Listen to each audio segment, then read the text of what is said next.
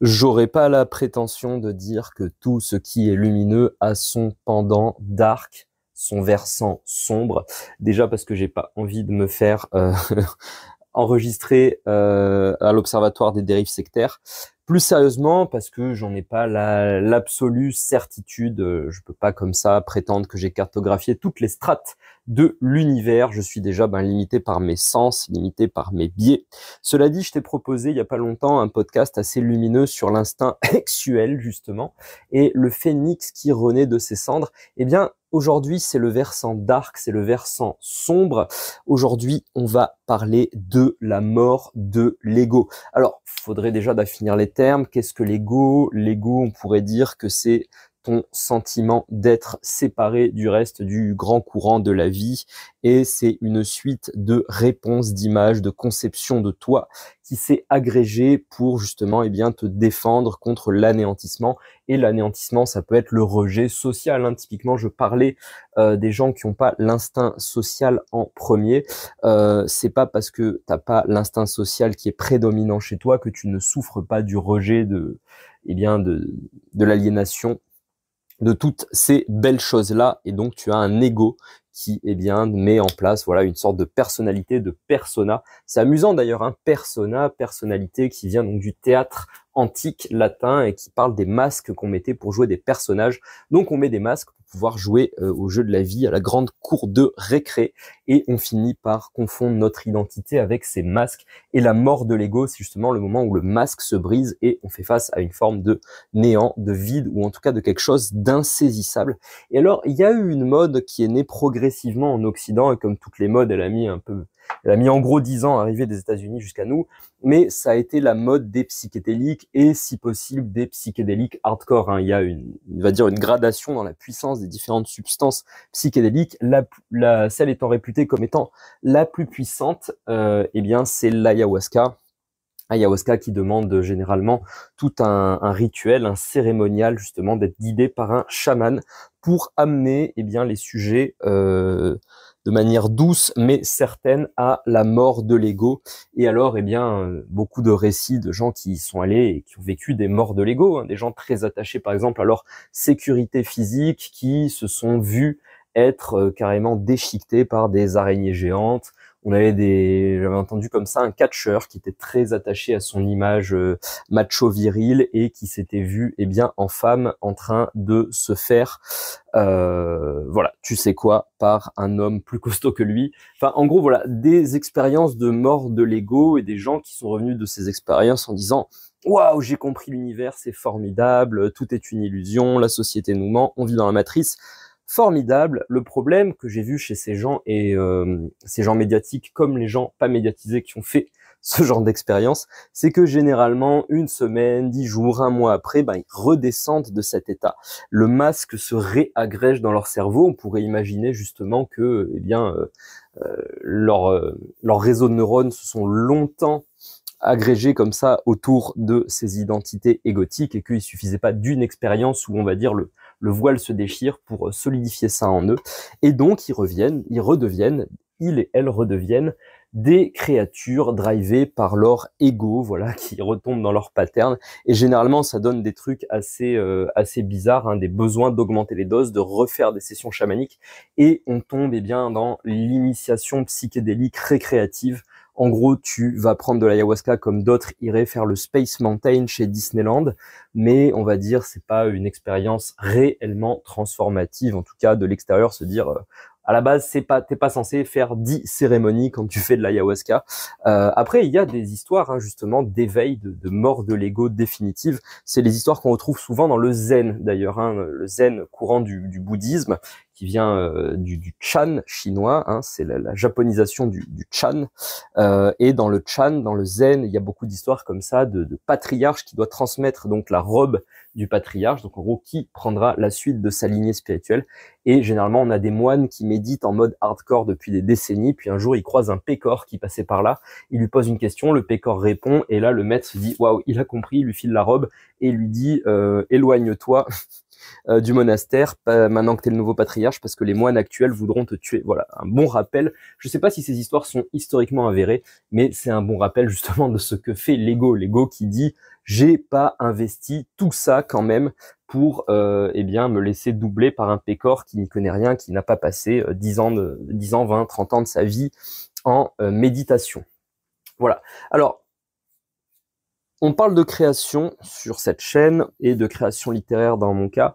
Et j'ai longtemps justement été, on va dire, attiré par ces espèces d'images comme ça, totalitaires, absolutistes, d'une mort de l'ego soudaine qui fait tomber le voile de nos illusions. J'en suis revenu. Aujourd'hui, j'ai l'impression que la mort de l'ego est progressive. Hein. Je te parlais des morts et des renaissances. Du style artistique, mais finalement ce sont des morts et des renaissances de l'ego. Généralement, en début de processus, tu es drivé par le fait que tu as un talent, ou en tout cas une aspiration pour quelque chose. C'est facile au début, ce qui fait que c'est facile au début fait que tu peux t'y mettre et atteindre rapidement un niveau sympa, même si, encore une fois, ça va plus être la persévérance qui va te permettre d'aller loin. Mais au bout d'un moment, fatalement, tu atteins un plateau. Hein. C'est ce que vivent les gens qui se mettent à la muscu. Au début, ils prennent beaucoup de muscles rapidement. On appelle ça les noob gains. Et puis, au bout d'un moment, leur corps, leur système endocrinien, en fait, s'adapte pas, on va dire, suffisamment. Et même en augmentant beaucoup les charges d'entraînement, eh bien, ils prennent peu, voire ils stagnent.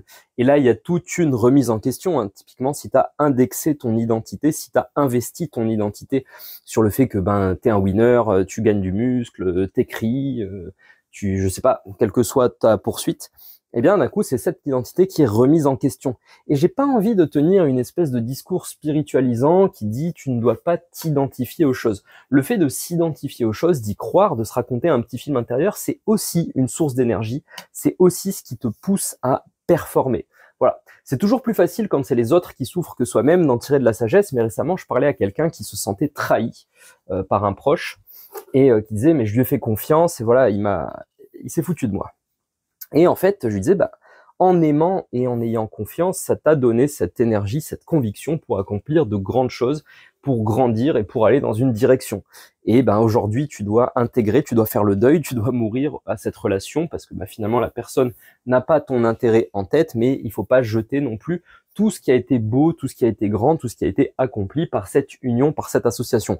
Bon, comme je te le dis, c'est toujours plus facile quand c'est l'ego de l'autre qui en prend un coup que quand c'est le sien propre. Hein. Mais bon, comme disait Bismarck, l'homme intelligent apprend des erreurs des autres et n'attend pas de toutes les faire lui-même. Donc je pense qu'il y a une sagesse à en tirer. Il y a un autre problème aussi avec la gratification, justement, ce qui permet de solidifier l'ego, c'est que on n'est pas des machines organiques faites pour tolérer des hauts niveaux d'incertitude. Hein. Biologiquement, l'incertitude nous plombe, nous laisse en état de, on va dire, eh bien justement d'incertitude, on ne sait pas quelle action prendre et c'est extrêmement coûteux, adrénaline, cortisol, en gros ça nous détruit. Et quand on est dans un plateau, quand on voit plus où aller, quand on n'a plus de direction, justement on est dans cette incertitude et cette incertitude un peu destructrice. C'est pour ça que Cal Newport, l'auteur de Deep Work, a sorti récemment Slow Productivity. Il dit justement les choses de grande valeur sont faites sur du temps long. Voilà, il donne des exemples, notamment Jane Austen, Darwin, le fait de écrire 1 heure par jour, lire 5 heures par jour sur 20 ans, ça finit par donner des résultats cumulés, exponentiels, intéressants. Et il n'y a pas cette espèce de rush, mais bon, ils vivaient pas non plus dans la même société, la société où ils vivent pas dans une société où les tendances changeaient aussi longtemps. Après, souviens-toi de mon podcast sur les modes, justement. Il faut essayer de viser à l'universel et de réconcilier le fait que aujourd'hui on attend le buzz, le bruit, ce qui marche avec justement ce qui est au-delà des modes, ce qui est intemporel, ce qui perdure. Tout ça nous amène finalement, en tout cas m'amène aujourd'hui à la conclusion de qu'est-ce qui serait une démarche saine vis-à-vis de ces cycles de mort de l'ego et de renaissance. Eh bien l'ego mute, on peut en enlever des couches.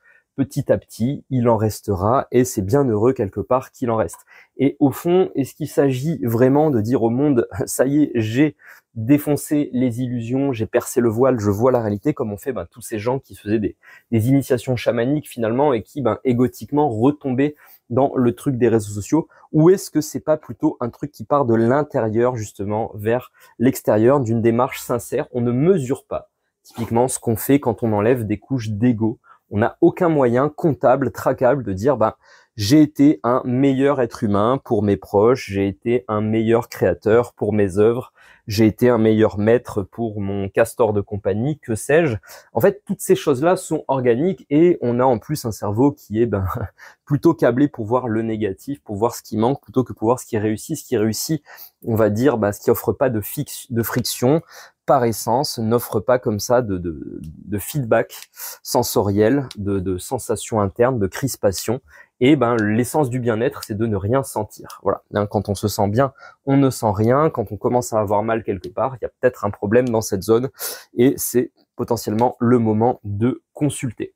Donc, peut-être que ça a été bon finalement pour nos civilisations, qui est cette espèce de mouvement de revival de l'expérience interne, de l'expérience psychédélique, comme il y en a eu finalement dans les années 60. À l'époque, le LSD était légal sur les campus américains, on pouvait faire des tests sur les étudiants avec du LSD. C'est les années dans lesquelles les Jim Morrison et consorts, Jimi Hendrix, se sont bien justement perché la tronche. Il y en a qui y sont restés quand même physiquement et ou psychologiquement. On pense notamment au fondateur de Pink Floyd, Syd Barrett, qui est jamais redescendu d'un trip. Et puis après, derrière ça, il y a eu des décennies, on va dire, qui étaient plus basées sur l'ego, le matérialisme, la compétition économique féroce, la course au statut. Il y a eu aujourd'hui une intégration de ces deux tendances, c'est-à-dire on vit toujours dans la compétition économique féroce, mais dans laquelle on va inclure comme ça des rituels chamaniques d'Amazonie, en espérant obtenir un avantage compétitif, justement en tuant l'ego. Or, la compétition, quelque part, à un endroit, est drivée par l'ego. Donc, est-ce que c'est pas un peu antinomique? Mais en tout cas, ça fait partie du paysage, justement, cette espèce de syncrétisme entre développement personnel et, spiritualité. Il suffit de voir la taille que prennent les rayons ésotériques. Et justement, si on veut avoir de l'avance sur tous ces mouvements, est-ce qu'il n'y a pas une forme de voie du milieu, de sagesse à intégrer sur la mort de l'ego? De se dire, c'est pas la mort de l'ego, mais c'est des morts progressives, des suites. Finalement, un peu comme un grand boss, ou comme un combattant, c'est en lui mettant, j'ai envie de dire, c'est l'ego qui a envie de tuer l'ego. C'est quand l'ego reçoit suffisamment de crochets au foie, de droite et de low kick, qui commence à perdre en cardio, à perdre en stamina, à perdre en combativité.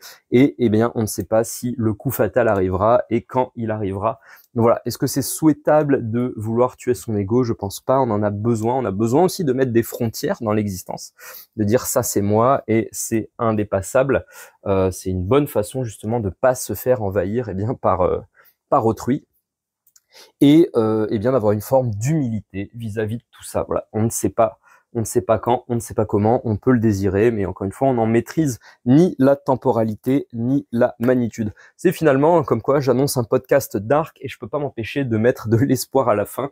Je ne sais pas d'où ça vient. Égotiquement, j'avais envie de faire mal et je crois que je fais du bien avec ce podcast. Merci de l'avoir écouté en entier. N'hésite pas à liker, commenter, partager. Je te dis à demain pour le prochain épisode de La Plume et l'Épée. Et comme d'habitude, prends soin de toi.